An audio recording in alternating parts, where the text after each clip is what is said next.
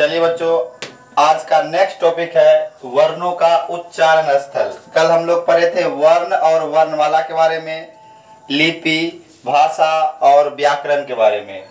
आज अगला टॉपिक है वर्णों का उच्चारण स्थल। ये आपका सबसे इम्पोर्टेंट टॉपिक है। हर एक एग्जाम में इस टॉपिक से आपका क्वेश्चन आना ही है, चाहे क्लास 9th हो, क्लास 10th हो, 11th हो, 12th हो। ये बोर्ड इस छोटा टॉपिक है, बड़ा धमाका है। तो हम लोग स्टार्ट करते हैं वर्णों का उच्चारण स्थल।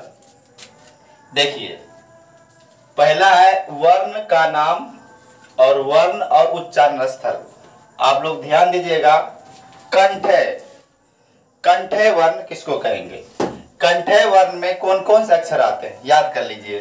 कंठे वर्ण में कौन कौन से अक्षर आएंगे? ओ, आ, ओ, आ और क वर्ग। क वर्ग में जितने भी आएंगे, क, ख, ग, घ, अंग।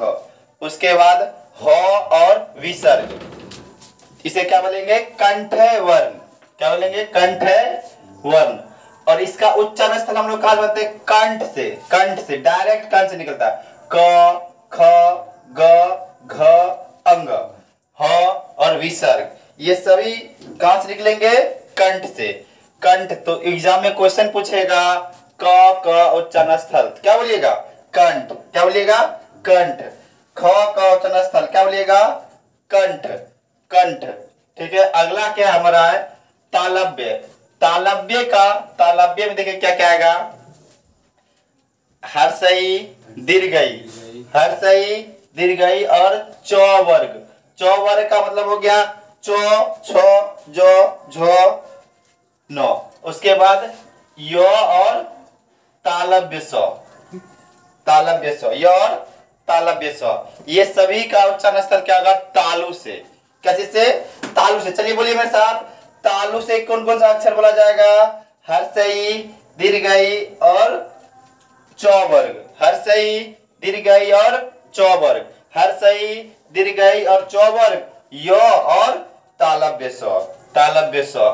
तालु से क्या क्या अक्षर बोला जाएगा? हर्षई, दीर्घई, हर्षई, दीर्घई, यो और तालव्य स। इसका स्थान क्या हो जाएगा? तालु से। क्या हो जाएगा? तालु से। चलिए आप एक बार रिवीजन करते जाइए। कंठे वर्ग क्या हो जाएगा? अ, आ, क, ख, ग, घ, य। ठीक है। सब उच्चारण स्थल कंठ से। उच्चारण स्थल क्या हो जाएगा? कंठ से। दूसरा क्या है? तालव्य वर्ग। तालव्य वर्ग में हर्षई, दीर्घई, हर्षई, दीर्घई, च वर्ग। च वर्ग में चो, छो, जो, झो, य। उसके बाद य और तालव्य स। इसका उच्चारण स्थल क्या हो जाएगा? तालु। क्या हो जाएगा? तालु। अगला क्या है? मूर्धन्य। मूर्धन्य। मूर्धन्य से हम लोग बोलते हैं तालव्य स, मूर्धन्य स, दंत स। तो इससे पहला क्या था? तालव्य स। अब आएगा मूर्धन्य। मूर्धन्य में पहले री। क्या याद रखिएगा आप लोग? री। मूर्धन्य में क्या आएगा? री और टो वर्ग। री और टो वर्ग और रो और क्या हो जाएगा? मूर्धन्य स। रो और मूर्धन्य स। चलिए इसको कहां से उच्चारण था? मूर्धा से। मूर्धा से। क्या हो जाएगा? मूर्धा से। मूर्धा से हो जाएगा। जैसे देखिए, एक बार फिर से बोलिए, मूर्धा से क्या होगा? री, टो वर्ग और उसके बाद आपका हो जाएगा रो और मूर्धन्य स। स। ठीक है। ये देखिए मूर्धन्य स, ये हो गया। ठीक है। मूर्धन्य स। ये कौन सा सा हो गया? ये आपका हो गया ये हो गया आपका तालव्य स। ये हो गया आपका मूर्धन्य स। अगला क्या है? अगला है दंत। दंत से कौन कौन से अक्षर बोले जाएंगे? दंत से ध्यान रखिएगा, दांत की सहायता से बोलने वाले अक्षर होते हैं तो वर्ग। तो वर्ग कौन कौन सा? तो वर्ग। वर्ग कहने का मतलब तो में तो वर्ग में जितने अक्षर आएंगे, तो, थो, दो, धो, नो। उसके बाद लो और सो, लो और सो, लो और सो। मतलब कौन सा सो है ये? दंत सो। देखिए तालव्य सो, मूर्धन्य सो और ये क्या हो जाएगा? दंत सो। तालव्य सो, मूर्धन्य सो, दंत सो। तो एग्जाम में पूछ सकता है ये कौन सा सो है? क्या बोलिएगा? ये हो गया तालव्य सो, मूर्धन्य सो। कौन सा सो है? मूर्धन्य सो। ये कौन सा सो है? दंत सो। उसके बाद हमारा ओठ की सहायता से बोलने वाले शब्द। ओट से देखिए जिसमें ओट का सहायता ले, हर्षऊ, दुर्गऊ, हर्षऊ, दुर्गऊ और प वर्ग, प, फ, ब, भ, म, ये सभी क्या हो जाएंगे, प, फ, ब, भ, ये सभी कहां से बोले जाएंगे, प वर्ग बोले जाएंगे, प वर्ग और हर्षऊ दुर्गऊ कहां से बोले जाएंगे, ओट से, ओट से, ओट्स की सहायता से, ओट्स की सहायता से मतलब होठ की सहायता से बोले जाएंगे। प वर्ग और हर्षऊ और दुर्गऊ किसकी सहायता बोले जाएंगे, ओट से बोले जाएंगे। उसके बाद देखिए ए और ऐ इसको बोलते हैं कंठ तालव्य, इसका कहां से, कंठ और तालु की सहायता से बोले जाएंगे ए और ऐ, कंठ और तालु की सहायता से ए और ऐ, कि ए और ऐ कहां बोले जाएंगे, कंठ और तालु से। उसके बाद आता है ओ औ, कंठ और ओष्ठ, कंठोष्ठ कहां से, कंठ और ओष्ठ से क्या बोले जाएंगे, ए ओ और औ, कंठ ओष्ठ।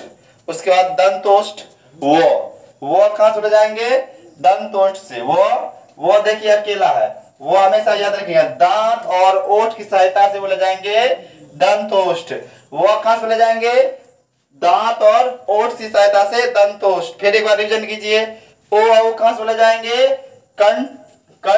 कंठोष्ठ, कंठ ओठ से बोले जाएंगे ओ और दंत ओठ से बोले जाएंगे वो।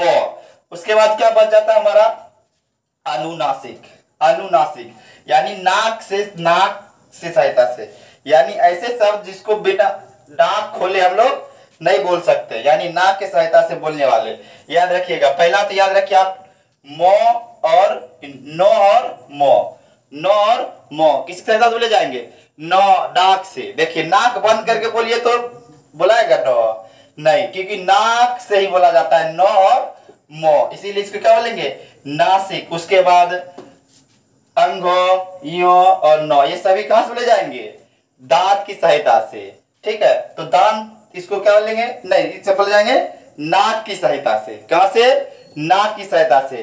तो अनुनासिक में कौन कौन से शब्द होंगे, याद रखिए, दस पहले ज्यादा इंपॉर्टेंट है नो और मो, और ये तो सारा हो जाएगा अंगो, यो और नो, ये सभी कहां बोले जाएंगे, नाक की सहायता से। इसे कौन से वर्ग में रखेंगे, अनुनासिक में। कहां से बोले जाते हैं, नासिक से। एक बार रिवीजन कीजिए, चलिए आप लोग बोलिए तो, चौकवचन स्थल, चौकवचन स्थल क्या हो जाएगा, चौका, ढूंढिए जल्दी, चौका क्या हो जाएगा, तालव्य यानी तालु की सहायता से। चौ कहां से बोले जाएंगे, तालु की सहायता से। चलिए मो का वचन स्थल बोलिए, मो कहां से बोले जाएंगे, मो बोले जाएंगे नासिक, नो से कहां बोले जाएंगे, मो। चलिए ओ बोलिए, ओ कहां से बोले जाएंगे, ओ बोले जाएंगे आपको दंतोष्ठ, ओ कहां से बोले जाएंगे, दंतोष्ठ। ओ कहां से बोले जाएंगे, ओ कहां से बोले जाएंगे, ओ बोले जाएंगे कंठोष्ठ से, ओ कहां से बोले जाएंगे, कंठोष्ठ से। ओ कहां से बोले जाएंगे, कंठोष्ठ से, ठीक है। और दंतोष्ठ से बोले जाएंगे वो, दंतोष्ठ से क्या होगा, एक ही अक्षर है, दांत और ओठ की सहायता से बोले जाते हैं वो। चलिए तो वर्ग कहां से बोले जाएंगे, दांत की सहायता से, पूरा तो वर्ग और लो और तालव्य सौ तीन गो होते याद रखना, तालव्य सौ, मूर्धन्य सौ और दंत सौ, ठीक है। धन्यवाद। अब आगे हम नेक्स्ट क्लास करते हैं।